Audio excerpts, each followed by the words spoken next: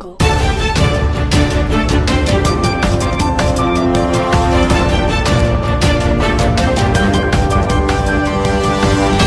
Jungle.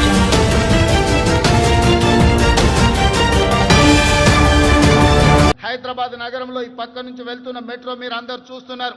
ఆనాడు కీర్తిశేషులు జైపాల్ రెడ్డి గారు పట్టణాభివృద్ధి శాఖ మంత్రిగా ఉన్నప్పుడు డాక్టర్ వైఎస్ రాజశేఖర రెడ్డి గారు ముఖ్యమంత్రిగా ఈ మెట్రోను మన హైదరాబాద్ నగరానికి పరిచయం చేసిండ్రు.